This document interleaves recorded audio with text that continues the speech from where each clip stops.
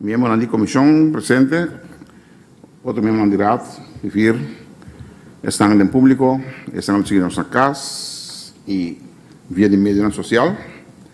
Buena tarde. A ver, estaba presente en la reunión de comisión, 8 de mayo de 2023, para por tratar el punto de agenda que nos tiene para la tarde.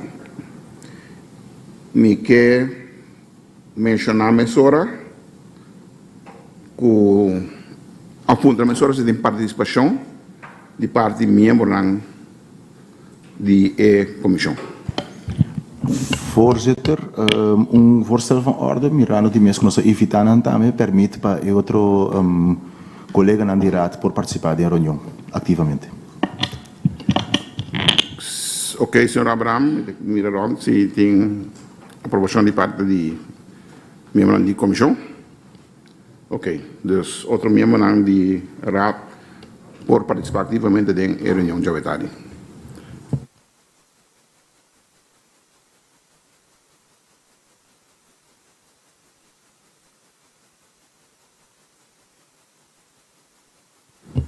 Aceita válido também para nossa fração de IPB, dus senhor Groenman, senhor do Partido Democrata Christian, então, me quero que a senhora Rolanda Helberg Mackay. Dank u.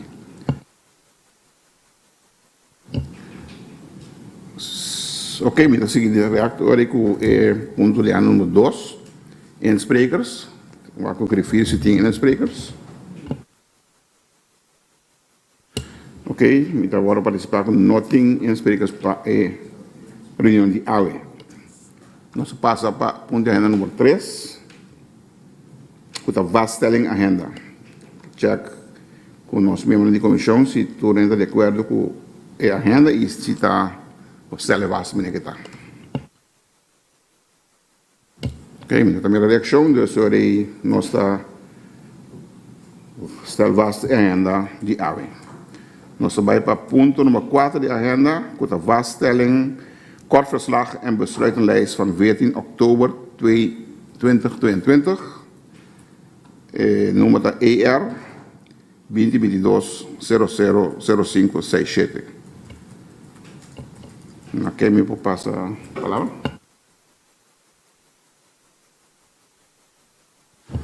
Ok, a mitad apunta si comisión de acuerdo con el vaststelling de kort verslag en besluitenlijst de 14 oktober 2022. Ok, não tem observação, dus bij deze kort verslag en besluitenlijst está vastgesteld. Nós vamos over direto ao ponto número 5 de nossa agenda de hoje tarde, com a apresentação que tem a ver com Klimaatafel Bonaire. Pensar que nós temos apresentador, hoje tarde, de pessoa de meneer Ed Nijpels, que é o kwartiermaker para o que trata Klimaatafel Bonaire. Ele vai dar uma apresentação para hoje tarde, então ele vai passar a palavra para o senhor Ed Nijpels. Meneer Ed Nijpels, we zijn nu beland bij agenda punt nummer 5. En wij geven u het woord om dus uw presentatie te geven over het Klimaatafel Bonaire. Dank u wel, meneer de voorzitter. In deze plaats zou ik u allen, u bent lid van de commissie, maar u bent ook onlangs herkozen of gekozen als lid van de Eilandsraad. En daarmee zou ik u van harte willen feliciteren. De Eilandsraad heeft, net zoals in Nederland, hebben wij statenverkiezingen gehad. Die hebben in Nederland heel veel tumult opgeleverd. Zoals u wellicht heeft gelezen. U bent er inmiddels in geslaagd om een nieuwe college te formeren. En dat stemt denk ik alleen maar tot tevredenheid dat u daar zo snel in bent geslaagd. Wat dat betreft complimenten aan u. Ik ben hier vandaag om iets te vertellen over het advies wat ik om 6 uur zal gaan aanbieden aan de waarnemend gezaghebber en aan de minister van Klimaat en Energie in Nederland, Rob Jetten. Dat zal ik om 6 uur doen. Daarom heb ik u ook nog geen exemplaar kunnen geven van het advies, omdat het nog niet openbaar is. Ik heb om 5 uur gesprek met het college. En dan zal ik ook, net zoals ik nu bij u graag zal doen, zal ik ook het rapport nader toelichten. Misschien goed dat ik u in het kort nog even vertel wat de aanleiding is geweest van het feit dat ik hier op dit moment sta. Die aanleiding was dat uw college heeft in november, in de zomer vorig jaar, een verzoek gericht aan het Nederlandse kabinet om ook geholpen te worden als het gaat over het maken van een klimaatakkoord. Men had kennis genomen van het klimaatakkoord in Nederland, met alles wat eraan vast zat. Men wilde graag ook op Bonaire met een klimaatakkoord komen. Daarvoor moest er een klimaattafel worden georganiseerd. Ik heb van de minister en van het college de opdracht gekregen, de verzoek gekregen of ik bereid zou zijn om als kwartiermaker te functioneren en dus een schets te geven van wat nodig is om zo'n klimaatakkoord op uw mooie eiland om dat tot stand te brengen. Daar ben ik de afgelopen maanden mee aan de slag geweest. Ik heb met meer dan 70 partijen gesproken, zowel in Nederland als hier op het eiland. Ook nog een aantal individuele personen. En dat allemaal omdat ik mijn oordeel wilde vormen van wat hier het probleem is. Even los van de klimaatproblematiek in zijn algemeenheid. Maar ook wat daar op een eiland aan zou kunnen en moeten gebeuren. Ik ben ermee aan de slag gegaan. Op de eerste plaats wil ik eigenlijk u feliciteren met het feit dat u het probleem zelf aan de orde heeft gesteld. Dat u heeft gezegd, u bent in Nederland bezig. Wij willen ook de klimaatproblematiek op ons eiland aanpakken. U heeft dus zelf het initiatief genomen. Dus dat verdient denk ik alleen maar complimenten. In de tweede plaats zou ik willen zeggen, geef ik ook graag complimenten maak ik complimenten aan de minister van Klimaat en Energie. Want die heeft daar ook positief op gereageerd. Heeft gezegd, ik wil graag mede de opdrachtgever zijn van zo'n opdracht. En op de derde plaats zou ik complimenten willen geven aan al die partijen waar ik de afgelopen maanden mee heb gesproken. Complimenten omdat die partijen allemaal stuk voor stuk ook zijn gekomen. Ook zeiden dat zij vinden dat er een aanpak moet komen, een specifieke aanpak moet komen van de klimaatproblematiek op uw eiland. En ook allemaal hebben toegezegd dat als er straks een klimaattafel zou komen, zij graag ook aan die klimaattafel willen deelnemen. En ik heb daarvoor een hele grote range van partijen gesproken. En iedereen is bereid om straks dus ook deel te nemen aan het debat. Hoe organiseren we specifiek voor dit eiland het klimaatbeleid? In de opdracht die ik gekregen heb van het kabinet is ook gevraagd of ik wil kijken naar wat er op Saba en Sint-Eustatius kan gebeuren of zou moeten gebeuren. Maar uw eiland is natuurlijk veel groter in omvang. En dat betekent dat de aanpak op uw eiland ook een andere moet zijn dan die voor Saba en Sint-Eustatius. Net zoals de aanpak op uw eiland ook een andere moet zijn dan die wij in Nederland hebben gedaan toen we daar het klimaatakkoord maakten.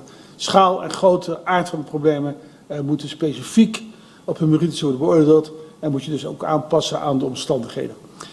Wat ik straks zal gaan presenteren om 6 uur is mijn advies, wat ik de titel heb gegeven, het is nooit te laat. Maar het is nooit te laat, wil ik ook aangeven, dat de klimaatproblematiek is wereldwijd, is ernstig en iedereen is ervan overtuigd dat het moet worden aangepakt. En in de ene situatie gaat dat sneller als in de andere. Als u kijkt hoe lang wij wereldwijd nodig hebben gehad om te komen tot afspraken in Parijs, dan zijn er heel veel jaren overheen gegaan voordat we internationaal bij elkaar afspraken konden maken. En dat betekent, laat ik even dat het dus nooit te laat is om met de klimaatproblematiek aan de slag te gaan. Wat ik straks voorstel aan uw college en aan de minister is een aanpak via een klimaattafel. Ik heb de vorige keer met een paar van jullie al over mogen spreken. Een klimaattafel waarbij ook uitgebreid aangeeft wat de samenstelling van die klimaattafel moet zijn. En aan die tafel zitten wat mij betreft alle partijen die een rol kunnen spelen als het gaat over de klimaatproblematiek op uw eiland. Dat betekent dus heel veel partijen. Die klimaattafel die moet zich richten op het tot stand brengen van een akkoord. Een akkoord tussen al die partijen die wat mij betreft aan die tafel moeten zitten. Die klimaattafel moet worden voorgezeten wat mij betreft door een onafhankelijke voorzitter. Niet iemand die gebonden is aan de politiek, niet iemand die gebonden is aan de ambtenarij, maar iemand die in staat is op basis van deskundigheid zo'n tafel met onderhandelingen te leiden. Die ook in staat is om af en toe ja te zeggen, maar ook in staat is om nee te zeggen. Als die klimaattafel er is met de samenstelling zoals ik die adviseer aan de betrokkenen, maar u en uw college neemt uiteindelijk de beslissingen daarover, dan stel ik voor dat we dat doen aan de hand van 2 agenda's. Een mitigatieagenda en een adaptatieagenda. Ik zal uitleggen wat ik daarmee bedoel. Met mitigatie bedoel ik het terugdringen van de uitstoot op uw eiland van stoffen die dat broeikaseffect veroorzaken. Dat is mitigatie. Ik kom ook met een adaptatieagenda. En de adaptatieagenda is hoe zorg je ervoor, welke maatregelen neem je op een eiland om te zorgen dat het zichzelf sterk genoeg is om bijvoorbeeld als de zeespiegel toch rijst, of als er stormen zijn, of droogte, et cetera. Hoe kan een eiland zichzelf beschermen in die specifieke situatie van Bonaire? Er zijn dus 2 verschillende agenda's die worden besproken met een aantal partijen die allemaal stuk voor stuk een rol spelen. Sommige partijen spelen een rol en bij mitigatie en bij adaptatie, andere niet. Dat is het voorstel ten principale.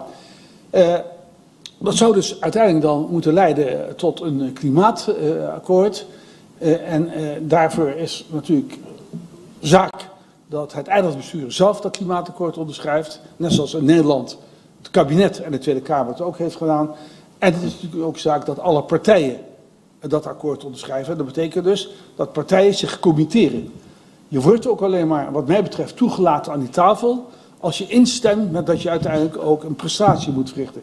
Ook dat hebben wij in Nederland gedaan.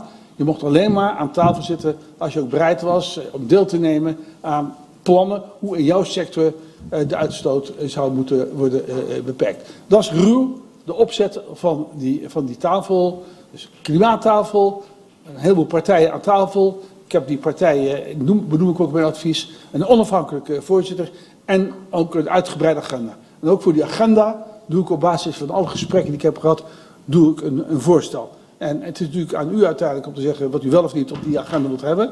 Maar ik adviseer wel vanuit mijn ervaring wat je aan tafel moet hebben, wie je aan tafel moet hebben, wil je succesvol kunnen opereren. Daarbij is er eigenlijk één mooi punt, en dat is de stand van zaken hier als het gaat over opwekking, duurzame opwekking van elektriciteit. Want dat wat u nu aan plannen heeft liggen, dat zou echt toe leiden als die plannen worden uitgevoerd, dat in 2025 zo'n 75 tot 80% van de opgewekte elektriciteit duurzaam wordt opgewekt. Dat is veel meer dan wat er in Nederland gebeurt. Dat halen we in Nederland in 2025 niet. En dat is dus een mooi punt, want daarmee slaat u op die mitigatie, als het gaat over terugdringen van die uitstoot, heeft u al een belangrijke slag, gaat u slaan als die plannen worden gerealiseerd. Dan heeft u nog maar 20% nodig om daadwerkelijk zelfvoorzienend te zijn op het eiland. En dat is ook een van de opdrachten waar aan die tafel wat mij betreft over zal moeten worden gesproken. Maar dat is wel heel belangrijk, dat u eigenlijk als het gaat over duurzame elektriciteit, dat u al een geweldige voorsprong heeft op een heleboel landen overigens in Europa, maar ook een heleboel landen in de wereld. En dat is mooi, want daarmee is dus het probleem van die 20% is natuurlijk wel een probleem om die aan te pakken, maar is relatief klein. Ik stel naast dat advies over die klimaatagenda en de klimaattafel, maak ik ook nog een aantal opmerkingen over onderwerpen waar ik niet voor ben ingehuurd. Ik ben specifiek ingehuurd voor het klimaatbeleid, maar ik maak op basis van dat wat ik hier heb gehoord, en hier en in Nederland, maak ik ook een aantal algemene opmerkingen. En daar wil ik graag ook iets over zeggen. Ik stel onder andere voor om voor de BES-eilanden om daar een omgevingsdienst te maken zoals we die ook in Nederland kennen. Om u een indruk te geven, in Nederland kwamen wij een jaar of 8 geleden tot de conclusie dat gemeenten in Nederland, grote en kleine gemeenten, niet in staat waren om voldoende capaciteit vrij te maken om handhaving en uitvoering van beleid om dat te begeleiden. Dat heeft er in Nederland toe geleid dat we 29 omgevingsdiensten hebben gemaakt, waarvan de kleinste zo'n 200.000 inwoners bevat en de grootste zo'n 2 miljoen. Dat is rond Rotterdam. Die omgevingsdiensten, daar zitten dus deskundige mensen, die weten waar ze het over hebben, die ook voldoende capaciteit hebben om toe te zien op handhaving en toe te zien op uitvoering. Het lijkt mij verstandig, het is voor een eiland als Bonaire en voor Saba en Eustatius helemaal onmogelijk om dat handhavingsbeleid, om dat helemaal zelfstandig te kunnen uitvoeren. Daar moet je hulp bij hebben, deskundige hulp. En niet alleen als het gaat over deskundigheid, maar ook als het gaat over voldoende capaciteit. Dat is dus een van de voorstellen die ik doe. Dan als het gaat over, ik haal er een paar uit, als het gaat over de uitvoering. Als u straks een adaptatieagenda heeft, dan is de vraag, wie gaat die uitvoering van die adaptatieagenda, wie gaat dat volgen? Wie gaat dat toezien? Wie gaat dat coördineren? Ik stel voor om daarvoor, zoals we dat in Nederland ook kennen, de Delta-commissaris te vragen, die in Nederland op basis van de wet een onafhankelijke positie heeft en die dus met gemeente, met provincie en met het Rijk praat over de uitvoering van die adaptatie. Hoe maak je een land, hoe bescherm je een land tegen de stijging van de zeespiegel of tegen rampen, et cetera. Dus ik stel voor om die Delta-commissaris ook een rol te geven hier op het eiland om u te helpen, om te zorgen dat die uitvoering ook daadwerkelijk gebeurt. Het is goed dat u weet dat die positie dus onafhankelijk is in Nederland. Het is onafhankelijk van het kabinet, onafhankelijk van de provincie en onafhankelijk ook van de gemeente. Dan het derde punt waar ik in mijn advies over spreek is over het wetenschappelijk onderzoek wat plaatsvindt. Ik heb vastgesteld, ik heb in Nederland alle instituten die zich hebben beziggehouden met wetenschappelijk onderzoek over Bonaire. Die heb ik na mijn eerste bezoek bij elkaar gehad en gevraagd hoe wij dat beter kunnen coördineren. Hoe we kunnen zorgen dat onderzoek wat wordt gedaan door Nederland hier of de Nederlandse instituten of de universiteiten ook daadwerkelijk bijdraagt aan de vragen waar je voor staat. Met een onvriendelijk woord, dus geen hobbyisme, maar alleen maar onderzoek wat u helpt bij het oplossen van de problemen. En ik heb ook gevraagd in Nederland of het Nederlandse NWO, het Nederlands Wetenschappelijk Onderzoek, of die bereid zijn om dat onderzoek ook hier op het eiland te coördineren en ervoor te zorgen dat daadwerkelijk dat onderzoek plaatsvindt wat nodig is. Het zal u duidelijk zijn, en dat is ook mijn pleidooi waar ik eigenlijk het verhaal mee begin, dat is dat bij alle gesprekken die ik heb gehad, speelt de sociale kwestie buitengewoon een rol. Ik heb heel vaak te horen gekregen, natuurlijk, wij zien het probleem ook van klimaatverandering. Wij vinden dat er ook iets aan gedaan moet worden, maar tegelijkertijd hebben we ook ernstige sociale problemen. Als 20% van de bevolking leeft onder de bestaansminimum, dan kun je mooi aankomen met verhalen over klimaatverandering, maar dan zul je ze ook moeten helpen, zul je ook moeten ondersteunen. Datzelfde geldt ook voor de organisatie van het apparaat hier. Als je echt klimaatbeleid wil voeren, dan zul je ook moeten zorgen dat het natuurbeleid, maar ook het ruimtelijk ordeningsbeleid, dat op orde is. En dat het ook daadwerkelijk wordt gehandhaafd. En daarom zeg ik ook, als je daar niet aan begint, als je dat ook niet gaat organiseren, en dat kan niet van vandaag op morgen, dan kan het klimaatbeleid ook nooit succesvol zijn. Klimaatbeleid, natuur- en milieubeleid zitten aan elkaar gekoppeld. En als je dus wat nieuw is, want u heeft al een natuur- en milieubeleid, maar als je daar klimaat aan gaat verbinden, dan moet je dus dat aan elkaar koppelen met de uitvoering en ook met de handhaving. Dan in zijn algemeenheid, als het gaat over de ondersteuning. Ik zeg ook in mijn advies dat het een illusie is om te denken dat klimaatbeleid hier van de grond komt als je dat niet en financieel en personeel ondersteunt. Ik heb gehoord, ik heb van bestuurlijk overleg in Nederland begrepen dat de gezamenlijke provincies in Nederland bereid zijn om Bonaire te ondersteunen als het gaat over het beleid, uitvoeren van het beleid. Ik zeg daar in mijn rapport ook een paar dingen over. En ik stel ook voor dat de provincies een taskforce organiseren van tenminste 12 man die bereid is om voor 2 jaar lang op het eiland u te helpen. Voorkomen van bestuurlijk toerisme, waarin mensen hier naartoe komen en voor 1 of 2 weken hier zijn en dan weer weg zijn. Maar langdurige ondersteuning door deskundige mensen gedurende zo'n 2 jaar. En dan ligt het voor de hand om daar de provinciale laag voor te nemen, want die ontbreekt hier nu eenmaal. Ik kijk even of ik nog... Ja, dan een laatste punt, want daar zal ongetwijfeld discussie over ontstaan hier, maar ook in Nederland. Dat is de constellatie die u in 2010 hier met elkaar toe heeft besloten. De vormgeving van de bijzondere gemeente openbare lichamen en de 3 landen binnen het Caribisch bestel. Ik stel daar heel bescheiden de vraag bij of die constellatie van 2010, of je toch niet op een aantal punten slijtplekken vertoont. En of daar ook niet over zou moeten worden gesproken. Dat was verder niet mijn opdracht, maar ik werp wel de vraag op, omdat bij alle gesprekken die ik heb gehad, bijna bij alle gesprekken, wordt ook die constellatie van 2010 wordt voortdurend genoemd als een pijnpunt, of als een lastig punt, of als een ingewikkeld punt. In ieder geval, ik vond het ook mijn taak om vanuit mijn verantwoordelijkheid om daar ook opmerkingen over te maken. Maar uiteraard is dat puur een politiek punt. En ik ben hier niet voor een politieke taak, maar ik ben hier voor een deskundige taak. Maar dat neemt niet weg dat je af en toe ook even buiten de deur moet kijken wat voor weer het daar is. En daarom maak ik ook daar verder een opmerking over. Voorzitter, dat waren denk ik een aantal belangrijke punten. Het rapport wordt om 6 uur openbaar. En ik hoop dat u in ieder geval ook het politieke debat gaat voeren met uw college. De procedure is als volgt, ik bied het aan zo dadelijk. En dan zal het openbaar lichaam samen met het kabinet komen met een standpunt over dit rapport. En op basis daarvan zou de klimaattafel kunnen beginnen. Ik pleit er straks ook voor om niet te wachten totdat het openbaar lichaam en de kabinet een volledig standpunt hebben over het rapport. Maar ik zeg, stel alvast die onafhankelijk voorzitter aan voor de zomer. Die kan alvast aan de slag gaan met de organisatie en met de opzet. En je hoeft niet te wachten totdat er een volledig standpunt is over mijn rapport, voordat je in ieder geval de eerste aanzet geeft van de organisatie. U heeft zelf ook aangegeven dat u haast heeft. Dus ik spoed het kabinet en het college ook aan om in ieder geval snel op zoek te gaan naar die onafhankelijke voorzitter. Tot zover in het kort, meneer de voorzitter, een toelichting op het rapport. Dank u wel, meneer Nijpels. Mevrouw Koffie.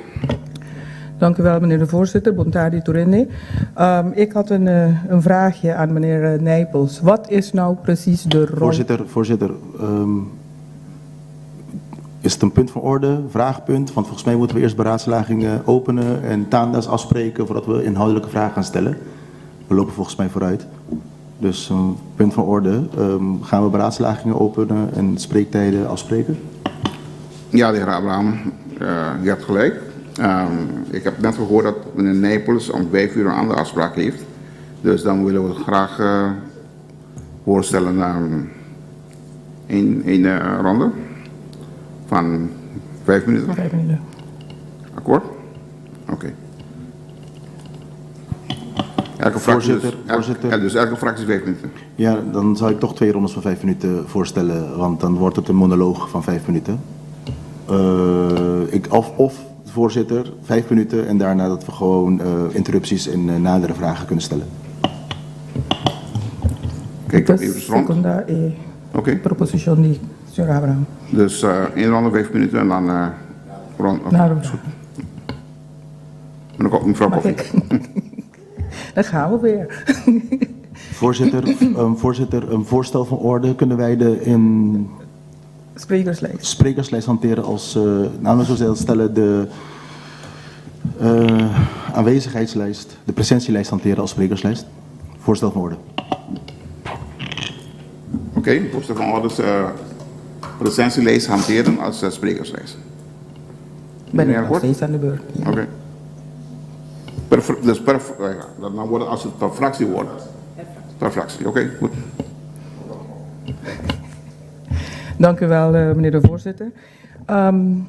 Ik wilde heel graag weten, wat is de rol nou precies van de eilandsraad in dit hele proces? De vraag wordt gesteld omdat wij helemaal niet bij betrokken zijn. U heeft het net gehad over, wij zouden een onafhankelijke voorzitter moeten vaststellen of benoemen. Maar wie is die u? U had het over u. U zou een onafhankelijke... Maar u was hier begin van het jaar. U heeft toen had ik het ook al aangegeven dat wij van niks op de hoogte zijn. We hebben geen informatie gekregen. En in principe vind ik het jammer en helaas dat ik datzelfde weer moet herhalen dit keer.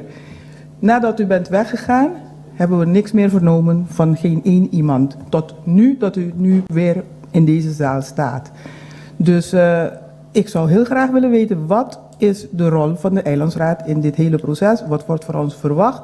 En waarom worden wij niet eens ter kennisneming op de hoogte gesteld van hetgeen aan de overkant van de Wilhelminapark plaatsvindt? Ja, of zelfs aan de overkant van de oceaan. Ik begrijp uw vraag, maar dat is een politieke vraag. En dat gaat over de verhoudingen tussen u als eilandsraad en uw college. En daar blijf ik buiten. Heel simpel, wat ik doe. Ik heb destijds met u gesproken. Nou, toen is hier een orde debat geweest, dat zelf niet openbaar moest zijn. Dat herinner ik me nog heel goed. En vervolgens heb ik ook aan de griffier laten weten dat ik bereid was om weer met u te spreken. Nou, dat lukte niet meer vanwege de agenda. En nu kreeg ik weer het verzoek of ik met u wilde praten. Dat doe ik natuurlijk heel graag. Maar wat u afspreekt met uw eilandsraad is aan u. Wat ik doe is op verzoek van het college en van de minister van Klimaat en Energie een advies uitbrengen. Dat heb ik gedaan. En hoe u dat verder, want u had natuurlijk in de tussentijd ook uw gedeputeerde kunnen vragen, wat is dat allemaal met die nijpels? En dat is aan u, dat is niet aan mij om daar een oordeel te geven. Dus ik blijf ook buiten politieke processen. Dus ik nodig u uit, als ik u was, zou ik dan vragen aan de... Meneer Nijpels, Ja. uw boodschap is duidelijk. Ik wil graag voorstellen dat de leden eerst dus aan het woord zijn, of komen, en dan kunt u dus de vragen beantwoorden. Ja, prima. Ja. Dus, mevrouw Koff, u bent nu klaar? Ja.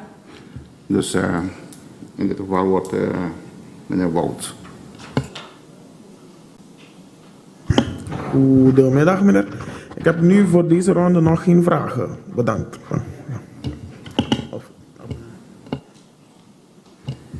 Oké, dank u meneer Wout. Meneer Abraham. Dank u, voorzitter. Ik begreep uw standpunt. Allereerst welkom.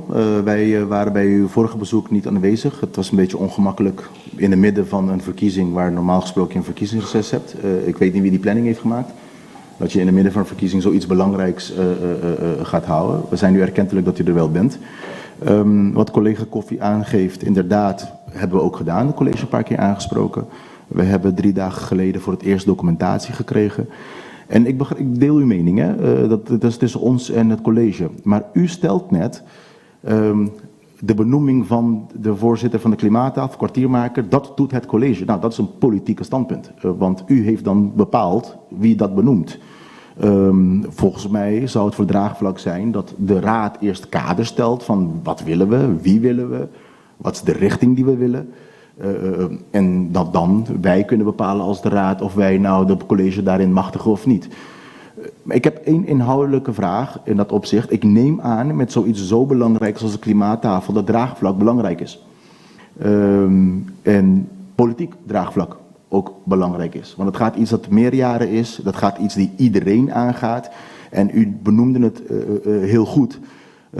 Het gedeelte van dat onderdeel van moet ik zeggen, bestaanszekerheid. Laat me het zo verwoorden. U zei net 40% van de samenleving in armoede en dan gaan we over klimaat praten. Nou, hoe ziet u dat in het opzicht dat de grootste bedreiging voor natuur en milieu armoede is? Want als mensen weinig te makken hebben, ga maar tegen hun zeggen dat zij de leguaan niet mogen pakken of de boom niet moeten kappen of de vis niet moeten vangen, terwijl ze gewoon honger hebben. Dus hoe ziet u de verbondenheid van armoede en uiteindelijk, in ieder geval laat me zo zeggen, u noemde het 2, u noemde mitigerend, maar u noemde ook de adaptatie. Maar ik kan me voorstellen dat armoede voor beide gevolg heeft. Ga maar tegen iemand zeggen, ja, je mag niet de goedkope benzine gebruiken, je moet de dure elektriciteit gaan gebruiken voor transport of vervoer, terwijl ze nu al niet eens rondkomen. Dus hoe ziet u de causaliteit tussen die 2 problematieken? En ik weet dat u wellicht gaat zeggen dat u niet in politiek treedt, maar wel bestuurlijk althans. Hoe zou u ons adviseren in dat opzicht ook die gesprek met Rijksoverheid aan te gaan, die verantwoordelijkheid is, voornamelijk althans, voor het sociaal minimum. Want als wij een causaliteit herkennen tussen armoede en mitigatie, adaptatie van klimaat, dat betekent hoe langer het dan krijgen we tegenstrijdig beleid vanuit het Rijk. De Rijk zegt aan de andere kant, we moeten de natuur beschermen, milieu beschermen, maar aan de andere kant, een van de hoofdoorzaken, doen we niks aan. Zijn we dan niet water naar de zee aan het dragen hier? Dan houden we allemaal mooie dialogen met elkaar van hoe wij klimaat en natuur gaan beschermen, maar een van de voornaamste oorzaken pakken wij structureel niet op. Dat is dan een van de inhoudelijke vragen daarvan. 2 ondertussen. Hè. De ene is wel de primaire vraag omtrent het draagvlak. Dat wel belangrijk is. Ik lees uit de stukken die wij eergisteren hebben ontvangen dat het een verzoek was van de overheid van Bonaire voor ondersteuning van het kabinet. We zijn blij dat wij het mosterd na de maaltijd een jaar daarna dat te lezen krijgen. Maar we zien ook dat in een concept, want het is nog steeds een Word wat wij hebben ontvangen, conceptopdracht, dat de kabinet en het BC gezamenlijk opdrachtgever zijn en het OLB, initiator van de klimaattafel, de kwartiermaker, heeft nadrukkelijk een faciliterende rol. Dus in dat opzicht, ik neem aan dat de kwartiermaker op uw functie op dit moment doelen. Dus u faciliteert als het ware het OLB in het ontwikkelen van een klimaattafel voor Bonaire. Begrijp je dat goed? Want dit is een concept, dus ik weet niet of het nou zo vastgesteld is of dat de doelstellingen zijn en hoe de relaties zijn. En daarbij ook op de eerste vraag over draagvlak, en dan rond ik af, voorzitter, want ik weet dat de tijd voorbij is. Daarbij ook op de eerste vraag van draagvlak. Wat zou u het OLB, want wij zijn ook een van de bestuursorganen van het OLB, wat zou u ons adviseren, tezamen met het college? En ik zie dat de adviseurs van het college aanwezig zijn, misschien kunnen ze het ook meteen dat advies meegeven aan het college. Om te zorgen dat zoiets die het hele eiland aangaat, dat wij juist niet dit politiek laten worden, maar dat wij gewoon juist proberen om unaniem proberen tot een doelmatig aanpak hiervan te komen. Hoe zouden de proces naar uw ervaring, want het is ook niet de eerste rodeo die u meemaakt, naar uw ervaring, hoe het zouden we kunnen doen om te voorkomen dat dit juist een politiek debat gaat worden in plaats van, of een partijpolitiek debat in plaats van een gezamenlijk bestuurlijke aanpak. Dank u meneer Abraham. Mevrouw Chirino. Goedemiddag, voorzitter, meneer Nijpels, iedereen. Mijn vraag het heeft een beetje te maken met wat de heer Abraham net heeft gezegd. Het gaat meer van, wat adviseert u ons als eilandsraad om meer inbreng vanuit ook het eilandsraad, dat wij ook dat stukje draagvlak in het geheel kunnen krijgen en hebben bij de uitvoering van het klimaattafel. Niet alleen de benoeming van de voorzitter enzovoort, maar ook dan van wat wordt dan uw advies aan ons? Van hoe denkt u dat het voor de eilandsraad meer inhoudelijke bijdrage kan zijn? Dank u. Dank u mevrouw Chirino. Meneer Nijpels, ik heb ook een vraag als voorzitter. Ja, zo. Ik heb daarnet ook gehoord tijdens uw presentatie dat u zei dat de provincies zijn bereid de beste eilanden te ondersteunen. Is dat technisch en financieel of alleen maar technisch? Dank u. Misschien, ik zal proberen alle vragen in één beurt allemaal te behandelen. In de eerste plaats even de positie van de voorzitter. Ik kan u uitleggen hoe wij dat in Nederland hebben gedaan en hoe dat gedaan gebeurt. Het kabinet die benoemt soms een persoon en die stuurt daarover een brief aan de Tweede Kamer, in dit geval dus aan de Eilandsraad. En de Kamer kan daar wel of niet over debatteren. En als er over wordt gedebatteerd, dan kunnen ze, als ze het er wel of niet mee eens zijn, kunnen ze een motie indienen. En dan wordt die motie al of niet uitgevoerd. Dus met andere woorden, want u zegt het is geen politieke vraag, maar het is natuurlijk wel een politieke vraag. Want ik ga er niet over. De Tweede Kamer gaat in ons land niet over benoemingen. De Tweede Kamer kan het beleid van de minister rond een benoeming goed of afkeuren. Die gaat er niet over, behalve de leden van de Hoge Raad. Die worden in Nederland op voordracht van de Tweede Kamer benoemd. Maar verder benoemt de Tweede Kamer in Nederland helemaal nooit niemand. Behalve kunnen ze zelf een commissie formeren. Dus dat is de constellatie van Nederland. En met andere woorden, u zult dus, want ja, u komt iedere keer weer terug met het verhaal van ja, maar wij hebben met ons college er niet over gesproken. Nou, ja, ik ben maar een simpele jongen. Maar als ik u was, zou ik dan een keer dat debat dan wel aangaan en zeggen waar u zich mee wilt bemoeien.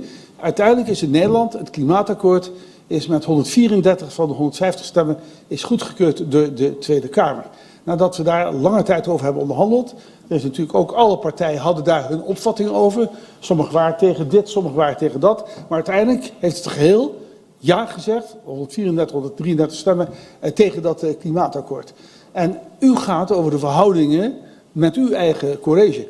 En ik kan me voorstellen dat als uw college uiteindelijk een standpunt heeft bepaald, net zoals in Nederland de minister, ook de minister, het is een opdracht namens het kabinet, als het kabinet de standpunt heeft bepaald, dan gaat dat naar de Tweede Kamer toe. En dan zal de Tweede Kamer daar ook al dan niet over debatteren.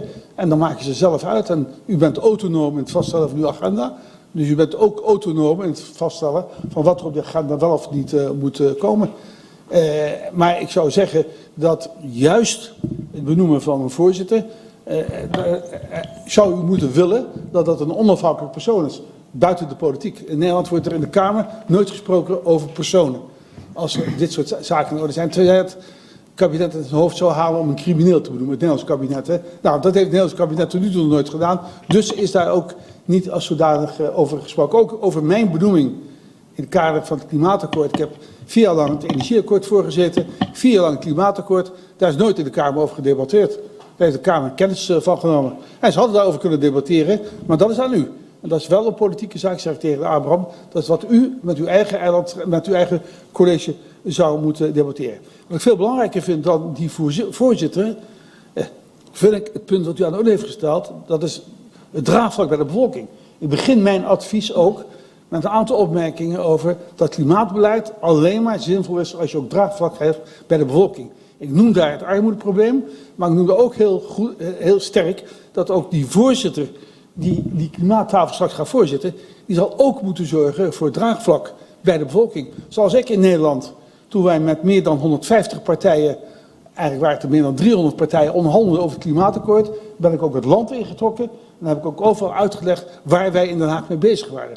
Onafhankelijk weliswaar, maar ik heb zo uitgelegd. Nou, ik kan me voorstellen, en bij u is natuurlijk de omvang van de bevolking een stuk kleiner, dat een voorzitter van een klimaattafel, dat hij ook gaat uitleggen wat hij vindt. Ik zelf heb toen ik hier de vorige keer was, heb ik 2 avonden georganiseerd met de bevolking. Niet omdat u daarom heeft gevraagd of iemand anders, maar omdat ik zelf vond dat die bevolking ook moest weten waar we mee bezig waren. En ik kan me voorstellen dat je tijdens dat hele proces van die onderhandelingen, en dat is de taak van een voorzitter, dat je ook van tijd tot tijd rapporteert over wat de stand van zaken is. En uiteindelijk, als er straks een klimaatplan ligt, dan is het denk ik, dan kan ik me niet anders voorstellen dan dat een college dan dat klimaatplan ook voorlegt aan u. Net zoals in Nederland het klimaatakkoord ook voorgelegd is aan de Tweede Kamer. En daar is het debat over gevoerd.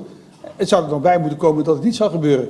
Dus met andere woorden, het lijkt me buitengewoon logisch dat u uiteindelijk ook... Maar ook dat is niet aan mij om over te oordelen. Ik vertel u hoe we het in Nederland hebben gedaan. Maar ik kan me voor, dat het is uiteindelijk aan u om uw eigen procedure te bepalen. Daar ga ik niet over. Maar het lijkt mij, zou toch heel raar zijn als u als eilandsraad niet ook iets zou kunnen zeggen over zo'n belangrijk plan. Dus dat spreekt voor zich. En als dat nu is gebeurd, daar ga ik niet over. En dan gaat u mij uitlokken om iets te zeggen over de bestaande verhoudingen. Dat doe ik niet. Ik ben onafhankelijk en ik wil graag ook buiten deze discussie blijven. Dus wat dat betreft ga ik er niet op in. Dan even over de ik vond dat de heer Abraham daar een heel mooi woord voor had. Een heel deftig woord ook. Casualiteit. Dat is inderdaad zo. Als je met honger in de buik is het slecht praten over klimaatverandering. En daar zijn we het elkaar ook over eens. En dat betekent, ik heb ook begrepen inmiddels, dat in ieder geval de minister van Sociale Zaken in Nederland ook een commissie heeft ingesteld die bezig is met het nadenken over het bestaansminimum. Ik neem aan dat u dat ook weet, want het heeft ook in uw bladen hier gestaan op uw eiland. Dus daar wordt op dit moment ook over gedacht. En dat speelt natuurlijk, en nog ook voor de heer Abraham, nog eens extra. In Nederland heb ik precies hetzelfde debat gehad. Ook in Nederland is er een debat nog steeds gaande over kunnen mensen die onder het bestaansminimum leven of er tegenaan zitten, kunnen die wel mee met die maatregelen die in dat klimaatakkoord staan. Bijvoorbeeld, ik noem maar het isoleren van een dak of het isoleren van muren. Ik noem maar even de Nederlandse voorbeelden. Hè. Daar krijg je in Nederland, krijg je tot een bepaald inkomen, word je ondersteund. Krijg je van de overheid subsidie om je dak te isoleren, of om je ruiten te isoleren, of om je vloer te isoleren. Je krijgt subsidie, maar hier ligt dat wat anders ook voor zonnecellen en zo. Dus het zal natuurlijk ook gaan bij die mensen waar je vraagt om een maatregel te nemen die ingrijpt in hun inkomen, even los van de energielast überhaupt. Als je die mensen vraagt om een speciaal maatregel te nemen, dan zul je natuurlijk daar ook financieel uit moeten komen, want anders gaat het gewoon niet gebeuren. En dat is ook precies, zo was het niet het debat alleen in Nederland. In heel Europa voert dat debat. Ik geef nog even het voorbeeld aan voor u. In Frankrijk, daar hebben we de beweging gehad van de gele hesjes. En die was gericht tegen bepaalde maatregelen op het terrein van de automobiliteit van de Franse president Macron. Dat heeft geleid tot een nationaal burgerberaad, et cetera. Dus dat probleem speelt niet alleen hier, speelt in Nederland, speelt eigenlijk in heel Europa. Overal waar je maatregelen neemt, daar zitten daar financiële gevolgen aan vast. En zul je moeten nadenken over of die financiële gevolgen zijn te dragen en zo ja, door wie ze moeten worden gedragen. Ook dat zal een onderdeel zijn, denk ik, van die gesprekken die u heeft. En dan even over wie zit er daar aan tafel? Want daar heb ik niks over gezegd, maar de Nederlandse departementen zitten ook aan die klimaattafel. Dus met andere woorden, die zijn ook direct dan betrokken bij het debat over wat voor type maatregelen er moeten worden genomen. Dus het is niet zo dat u alleen maar van Bonaire daar aan tafel zit. Nee, wat mij betreft zitten daar 4 of 5 Nederlandse departementen, die zitten ook aan die tafel, zodat u die ook kunt aanspreken. Precies zoals we het ook in Nederland hebben gedaan. Als je afspreekt aan tafel, dan moet iedereen leveren, dus ook de overheden. Voorzitter? Dank, meneer Nepels. Meneer Abraham? Ja, dus als ik het goed begrijp, dat zal dan ook in uw advies die u vandaag publiceert staan. Dat u adviseert dat het interdepartementaal vanuit Rijk en ook de lokale overheid. Ik ga ervan uit dat dat in uw advies zal staan die gepubliceerd gaat worden. Hoef niet te antwoorden, want het is nog niet openbaar. Maar in ieder geval... Ja, nee, maar ik zal het heel simpel. Ik ben niet van de afdeling geheimzinnigheid. Maar ik wil één dingetje, wat zo geheimzinnig is het natuurlijk allemaal niet, maar ik hou wel van dat we de regels met elkaar navullen. Dat ik, als ik een opdracht krijg van iemand, dat ik eerst degene die de opdracht geeft een rapport geeft en dan u. Maar ik kan u maar even iets zeggen over de partijen die wat mij betreft aan tafel zitten. Dat is het OLB zelf uiteraard, het ministerie van Economische Zaken en Klimaat, het ministerie van Infrastructuur en Waterstaat, het ministerie van Binnenlandse Zaken, het ministerie van Landbouw, de datacommissaris en de Rijksdienst voor Caribisch Nederland. Dat is als het gaat over overheidspartijen die dus ook, want anders zou het natuurlijk voor u een hopeloze taak zijn. Als die partijen er niet bij zitten, ja, dan kunt u beter gaan duiken of gaan snurkelen, dan dat u gaat onderhandelen over een akkoord. Ja, voorzitter. Ja, meneer Abraham. Dank u wel voor het uiteenzetting. Ik mis toch het ministerie van Sociale Zaken en Werkgelegenheid, want die gaat nou uiteindelijk over de sociale minimum en daartoe. Maar nogmaals, het is uw advies en het is, neem ik aan, ook niet uitsluitend. Dus het is niet alleen dit, maar minimaal deze. Wij, als het vandaag openbaar wordt, mogen we hopen, voorzitter, bij deze een verzoek of wij het college kunnen sturen, dat ze terstond ook naar de raad sturen. Zou het goed zijn voor het eerst in de geschiedenis dat wij informatie krijgen, in ieder geval tijdig.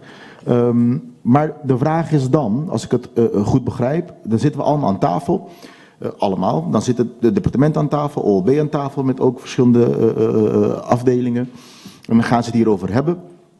En dan gaan zij, als het ware, daaruit een plan van aanpak, laten we het zo noemen, een uitvoeringsplan. En dan zullen er hopelijk verschillende maatregelen komen, zoals u aangaf, adaptatie, mitigatie. Dus dan kan het van alles en nog wat zijn.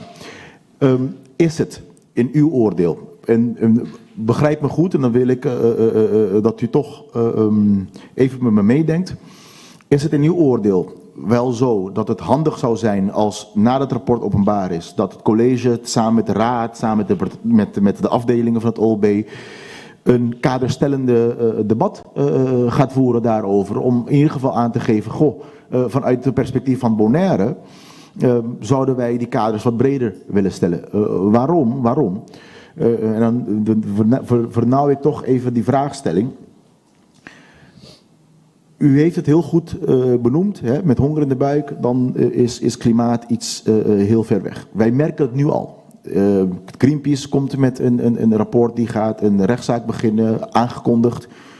VU Universiteit brengt een rapport uit. Het slaat hier lokaal niet aan. Het is een ver van mijn bedshow. Want mensen zitten aan hun primaire problemen aan het denken. En wij hebben een gezamenlijke verantwoordelijkheid. En ik neem aan dat u die verantwoordelijkheid ook voelt, omdat anders doet u dit niet. U wilt resultaat zien voor de samenleving, voor Bonaire. Dat mag ik van uitgaan. Wij hebben een gezamenlijke verantwoordelijkheid om juist dit begrijpelijk te maken voor de samenleving. Dat als wij dit nu niet doen, dat die bestaanszekerheid, die korte termijn bestaanszekerheid van vandaag geen brood, over 20 jaar, 30 jaar, 50 jaar, wellicht erger wordt, of in ieder geval op zijn minst hetzelfde is.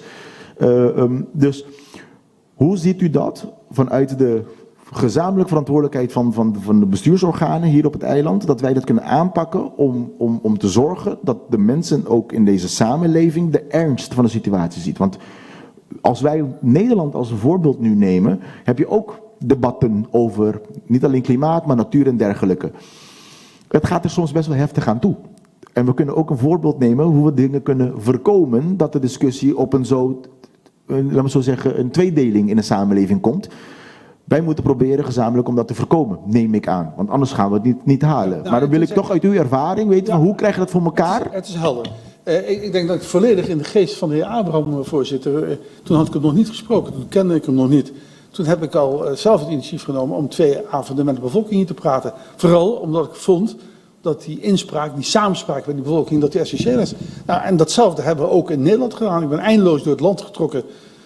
Ik heb iets van 7 titels gekregen, van klimaatpaus tot en met klimaatzaar. Om het verhaal uit te leggen, nog voordat het akkoord er was. En het is denk ik aan de politici, ook op basis van dat wat zij vinden dat hier moet gebeuren, om dat ook uit te leggen. En ook te zorgen dat dat wordt gefaciliteerd, op welke manier dan ook. Een deel van de maatregelen zal overigens, als je even kijkt naar de maatregelen die we in Nederland hebben genomen en de sectoren die daardoor zijn, zal de bevolking niet raken. Dus we moeten ook wel gewoon goed onder ogen zien dat niet alle maatregelen die je neemt op dit terrein, dat die de bevolking direct zullen raken. Als u iets vraagt aan de resorts om te organiseren, als het gaat over een bedrijfsvoering, dan heeft dat niet direct iets met de bevolking te maken. En zo zijn er andere dingen die wel te maken hebben met de bevolking. En dan is de energieprijs niet zozeer gevolg van klimaatbeleid, maar gevolg van de manier waarop dat nu is georganiseerd. Dus wat dat betreft vindt u mij aan uw zijde als u zegt van de betrokkenheid van de bevolking, die moet groot zijn. En dat doe ik ook heel expliciet als een van de taken van die onafhankelijk voorzitter. Ja, mevrouw Koffie. Dank u wel, meneer de voorzitter. Ik zou heel graag van de heer Nijpels willen weten, wie zijn nou de gespreks... Toen u hier was, toen zou u die avond of de volgende dag een lijst krijgen van wie u zou moeten gaan spreken. Vorige keer toen u hier bij ons was. Daarna heb ik foto's gezien van een paar bijeenkomsten. Helaas op die foto's heb ik een heleboel... Dat is de Nederlandse minister, die vraagt over om, denk ik. Op die foto's helaas waren zichtbaar een heleboel Europese Nederlanders. En ik kan u met naam en toenaam zelfs aangeven wie van lokaal Bonaire op die foto's te zien was. 1 persoon. Ik zou heel graag willen weten wie zijn de gesprekspartners geweest van die periode. Als u zegt van u heeft de bevolking geraadpleegd.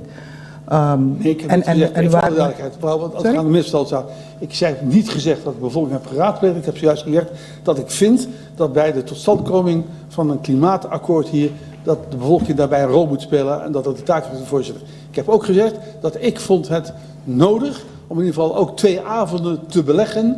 En daar was iedereen van harte welkom. Ik weet niet precies hoe dat georganiseerd is. Een algemene oproep is er geweest. Maar er waren ook, en daar zijn mensen naartoe gekomen en er zijn mensen niet naartoe gekomen. Daar sta ik verder buiten. Ik heb gezegd, ik ben 2 avonden beschikbaar. En iedereen die naartoe wil komen, al zijn het 1000, die wil ik graag toespreken. Dank u, meneer Nijpels. We gaan afsluiten, dus nog een vraagje als dat mogelijk is. Voorzitter, ik heb 1 procesvraag. Ik heb u een paar termen horen noemen. Klimaatagenda, klimaatakkoord, klimaattafel. Procesmatig, hoe moet ik dat voor me zien?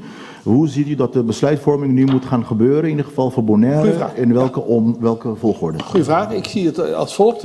Het rapport komt om 6 uur, wordt het openbaar. Dan ga ik ervan uit dat het OLB samen met het kabinet tot een standpunt komt over dat rapport. Wat mij betreft gaan ze zo snel mogelijk een besluit nemen over de onafhankelijk voorzitter. Dan kan die klimaattafel aan de slag gaan. En dus als zo'n voorzitter er is, dan kun je alvast heel veel voorbereidend werk doen. Ook al heb je als kabinet, het Nederlands kabinet en het OLB nog niet tot in de details over het advies van het rapport gesproken. Dus laat niet dingen wachten op andere dingen. Dan schiet je niet op in het openbaar bestuur, hier niet, maar ook in Nederland niet. Dus doe dat wat je alvast kunt doen. Je kunt een voorzitter al laten starten, aan de slag laten gaan, ook als je niet tot in details alles hebt besproken. Voorzitter, de vraag was Ja, meneer Abraham. volgorde, klimaattafel, klimaatakkoord, klimaatagenda. Om te begrijpen. Nee, voordat het misverstand ontstaan, de volgorde is straks om 6 uur het rapport. 2, gezamenlijk standpunt van het Nederlands kabinet en het OLB over dat rapport. 3, instellen van de klimaattafel. 4, aan die tafel komen tot een klimaatakkoord. 5, de ondertekening door alle partijen van dat klimaatakkoord, inclusief van de betrokken departementen en van het openbaar lichaam. Dat is de volgorde. Wat mij Dank betreft. u, meneer Nepels. Meneer Wout. Zie, meneer Nijpels, mijn vraag, misschien vind ik het een beetje dom, maar de verhouding tussen iets gebeuren, want ik sinds klein ben ik op de hoogte dat Bonaire een heel klein puntje op de wereldbol is. Dus mijn vraag is, hoe hoog is de prioriteit voor ons maatregelen te nemen tegen de klimaattafel of tegen de veranderingen? Want ik weet niet de verhouding of als wij die maatregelen nemen en toch, hoe groot is de kans of hoe klein is de kans dat toch iets gebeurt dat we toch met al die veranderingen toch niet helpen. Want ik vind dat God aan het einde van de dag beslist God wat er gebeurt tussen alles en vooral zeker weten in de natuur. Dat weet ik zeker. Dus mijn vraag is, hoe hoog is de prioriteit dat we maatregelen moeten nemen nu? En er zijn mensen toch met honger, toch 40%. Helder? Dus hoe hoog is de prio? Ja. Dank u, meneer Wout. Er bestaan geen domme vragen, dus met andere woorden, die vraag is zeker niet dom. Het is een reële vraag ook. Hoe ernstig is het probleem? Dan wil ik eigenlijk daar 2 opmerkingen over maken. Allereerst plaats als het gaat over mitigatie. U doet dus al heel veel, hè? 80% duurzame elektriciteit is heel veel. Veel meer dan wat we in Nederland op dit moment voor elkaar krijgen. Als het gaat over adaptatie, daar ligt wel een groter probleem. Dat is namelijk dat als er wereldwijd te weinig gebeurt, en dan zie je de uitstoot van Bonaire is natuurlijk vergeleken bij de hele wereld is te verwaarlozen. Daarom hoef je ook niet uitgebreid te gaan uitrekenen wat de precieze uitstoot is van Bonaire. Het grote gevaar bij u ligt bij de adaptatie, de stormen en de zeespiegelrijzing. En dat is een reëel gevaar. En daar nemen we overal in de wereld op dit moment problemen. In Nederland hebben we die datacommissaris. Die heeft een plan gemaakt voor de komende 20 jaar. Er wordt €1 miljard per jaar uitgetrokken door die onafhankelijke datacommissaris om samen met provincies en gemeenten en ook het Rijk, maar hij is onafhankelijk, om daar plannen te maken voor iedere regio om daar de mensen te beschermen tegen de stijging van de zeespiegel. Dus de vraag is ook niet of dat moet gebeuren. De vraag is alleen, doen we het snel genoeg om die zeespiegel die toch een beetje gaat stijgen, om dat te kunnen weerstaan? En mijn vraag is dan, hoe zeker zijn we dat de zeespiegel toch niet overstijgt als we al die maatregelen nemen? Hebben we een garantie dat als we het doen, die zeespiegel gaat niet stijgen? Dat is mijn vraag. Ja, dan verwijs ik even naar de recente discussie van een commissie van de Verenigde Naties die allerlei scenario's heeft gemaakt. En die zegt dat die scenario's wereldwijd op dit moment niet op tempo liggen. Dus dat is het simpele antwoord. Er zal dus meer moeten gebeuren door de hele wereld. Nou, daar zijn ook weer afspraken worden gemaakt. En er wordt volgend jaar weer de conferentie gehouden. Ze zijn wel op weg. Het is niet zo dat er niks gebeurt. Maar het tempo wat nodig is om ernstige zeespiegelstijging tegen te gaan, is nog wereldwijd onvoldoende. Maar dan gaat het dus over de uitstoot vooral. En bij de laatste conferentie, weer in het kader van het verdrag van Parijs, is het ook gegaan over de gevolgen voor de landen die het niet kunnen betalen. Over adaptatie is het daar dus gegaan. En daar is dus een fonds van miljarden is daar georganiseerd om die landen die het niet kunnen betalen te helpen. En die ook zelf geen bijdrage hebben geleverd aan die uitstoot, omdat ze een hele kleine economie zijn. Het zijn de westerse landen die voor een groot deel, aan landen als China en India, die uitstoot hebben veroorzaakt. En de Afrikaanse landen, die worden geconfronteerd en die moeten dus maatregelen nemen. Oké. Meneer de voorzitter, voorzitter, ik moet naar de laatste overkant vraag. toe. Maar meneer Nijpels, geen laatste vraag. Eén korte vraag. Is al bekend hoeveel financieel gezien hiervoor voor Bonaire of de BES al gereserveerd is voor dit project? Daar zeg ik in mijn rapport ook niets over. Want daarvoor moet je dus eerst, zeker als het gaat om de adaptatie, moet je eerst echt gedegen onderzoek doen. En dat zou nu een bedrag noemen, zou een slag in de lucht zijn. Oké. Meneer Nijpels, hartelijk dank. Ik voor hoop uw dat u tijd. terug te mogen komen als u aan de slag bent volgend jaar. Dat hopen we ook. Oké. Dank u wel. Oké, miembro de comisión no está vai rondaf reunião. Naturalmente nós vamos fazer petição sim. Via de grifir para por receber o rapport mais pronto possível, depois que virá público a vetar. Voorzitter, Sim, senhora Avara. voorstel van orde, mensaje com a comissão de Mirelle, pergunta na comissão. Tomando nota que 3 dias passados, para mim, havia nós em inhoudelijke documentatie, die tópico aqui. Tomando nota também de vervolgtraject que ter para tópico aqui, pergunta na comissão, com nós para começar, o presidente para começar a planear reunião de comissão aqui para nós invitar o colégio executivo, lo mais pronto que possível, de mês, tomando nota com a agenda que teremos para nós papia. Pero, senhor presidente, prometo nombrar qualquer voorzitter die kon. Mijn humilde opinie, senhor presidente, raad me se doen na kader, na opdracht com qualquer klimaattafel taanha, prometo que nombrar quem está em qualquer klimaattafel. Passo se não nós nombra para louco, cinco nós temos meta. Então, me tem um par de colegas se pergunta, por exemplo, me que para tu corda, tá ou ele veio evitar Den Haag, que aparentemente BCI está de opinião que daarbij tem consequências. Se não evitar Den Haag bem de klimaattafel, então nós não sabemos que BC está querendo que consequência não está. Então, petição, a comissão está de acordo em todo caso, petição para nós ter meeting mais pronto possível de delegação do presidente para planear aqui o rapport, pero mais lia possível sim, pero prometo que nombra qualquer em qualquer klimaattafel, sim que nós deliberar com o colégio prometo que sim. Dank u, senhora Avara. Bom ponto está a anotar. Então, Milo punta ora sim, comissão tem acordo para nós chamar a reunião mais pronto possível para o que se trata e vervolg tópico aqui. Senhor Chirino. Senhor Presidente, a minha nota de comissão de era no aqui, permita é tópico assim importante que lo me que pedi se está de acordo para conversar mais inhoudelijk aqui para nós por dar uma oportunidade para outro membro do conselho também estar presente. Mita secundário voorstel de senhora Chirino, senhor presidente. Ok, voorstel de senhora Chirino lo secundar, então me que é de grande importância, verdade, para mais membros de Eilandsraad possível estar presente na reunião. Bom, agora bisogna aqui, me que que a comissão está bem de acordo para o que se trata e voorstel para a reunião. Ok, miraram todos de acordo. Então, vou repetir, referir, se o nosso papel ou de aeroporto, o referir lo pedir, assim que virá o bombar. Para nós pôr aí, Bom, mas desde agora, me quero agradecer tudo que está presente. Tanto, até o próximo viagem com Deus, poder.